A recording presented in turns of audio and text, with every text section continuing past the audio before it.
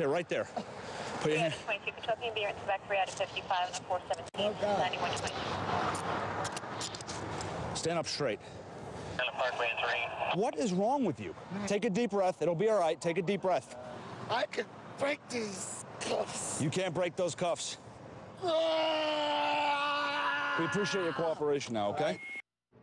Yes, the stereotypical, out-of-control, incoherent African-American male being chased down and wrangled in by heroic law enforcement. Unfortunately, it's a depiction, along with many others, that permeates the entertainment industry today. So, how does the media's construction of race shape our perception of crime and inequality? And how does that perception then influence reality? To help me break down the social construct, I'm now joined by Rashad Robinson, Executive Director of Color of Change. Thank you so much for coming on, Rashad. Thanks for having me. So your organization, Color of Change, is actually trying to put cops off the air. It's been on the air for quite a long time. Break down why this show is so problematic. You know, it's a filtered sense of reality where they follow sort of this hero law enforcement figure, and many of our law enforcement figures are heroes, but it's a filtered reality where you get to understand the law enforcement, you don't get to know the backstory behind the perpetrators or the criminals. The bad guys are always wrong, the cops are always correct, and they only go into neighborhoods that are poor, so oftentimes Black, Latino, or poor white communities, where they're showing this sort of filtered reality of what law enforcement looks like in this country. You know, our theory here at Color of Change is this is part of the ongoing challenge with media and their depictions of people of color and poor people in this country. If cops really wanted to have a show about the kind of macro challenges that we have in this country around crime, they would do a show on Wall Street or on Capitol Hill, where the type of crime really does impact sort of broad ranges of Americans in the way that we get to live every day. But instead they go into communities that are poor, you know, show low-level criminals. They make all sorts of arrangements and agreements with police departments, so they'll never show instances of police brutality. They'll never show instances where the police sort of step outside of what they're supposed to do. And for 25 years, corporations all around the country have placed their brands next to this show, have sponsored it on Fox.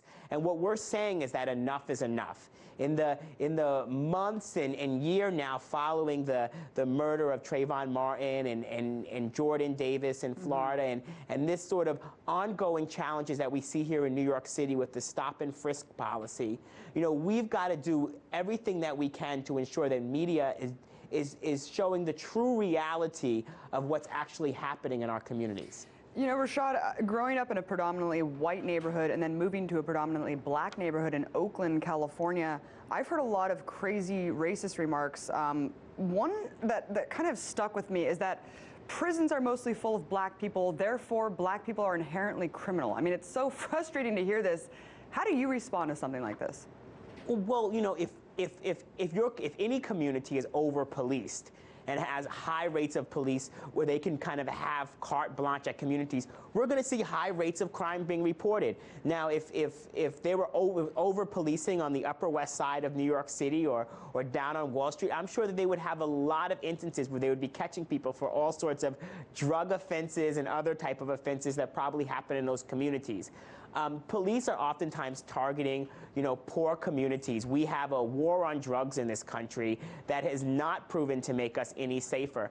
And in particular, what we've also seen is a type of policing that we see in TV shows like Cops, or the type of policing that we see here in New York City with 700,000 stop and frisk happen, only leading to a really small percentage of arrests, but in the process dehumanizing, you know, hundreds of thousands of young Black and Latinos in this community. That doesn't make us any safer. When people in communities that are riddled with crime can't trust law enforcement, don't see them as partners in making their community safer, but actually see them as predators in the community, we actually don't solve crimes. We don't make our community safer. Right, and so Bloomberg, really quickly, I just wanted to say something about the stop and frisk. Bloomberg said, you know, it's not about racial profiling. Of course it is. It was even revealed through an audio recording between two cops that were actually being trained to single out African-American males in stop and frisk.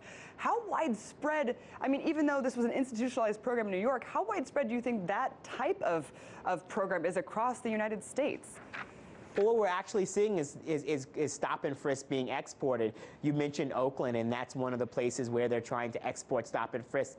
We have an office in Oakland as well at Color of Change, and we're going to be working to fight that. And there's cities all around the country where there's maybe not the exact policy of stop and frisk, but there is the kind of what you reference in that tape that just came out of these police officers talking, this idea that it is okay to racially profile. It's okay to go into certain communities and treat them differently than other communities, that certain folks have more rights in their communities and on the street than other folks. And what we're saying at Color of Change is that enough is enough, that the images that are put out by cops, we've seen from university studies and studies actually on the show Cops, that they have a real impact on the way that black folks, in particular black men, are treated every place from the schoolhouse to the courtroom to the type of health care advice that people get in the hospital. These have real-world implications.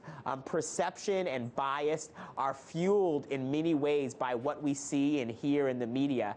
And we've got to hold corporate media accountable. We've got to, in particular, hold corporations that come to black folks and say, buy our products and use our services, and then put their corporate brands next to a show like Cops, and to say that you really can't have it both ways. Rashad, we do have a long road ahead of us, and which it kills me to hear people say racism isn't an issue anymore, sexism isn't an issue anymore. I mean, clearly we have a lot to tackle in this country. Let's talk about another institutionalized policy that your organization has actually tackled quite a bit, pushed by the American Legislative Exchange Council, or better known as ALEC, the Stand Your Ground law, of course, used as Zimmerman's defense in the shooting of Trayvon Martin. How does this law breed racial injustice as well? We have about a minute left. Well, it's a vigilante law. It promotes the ability that people can take matters into their own hands when they feel they've been wronged.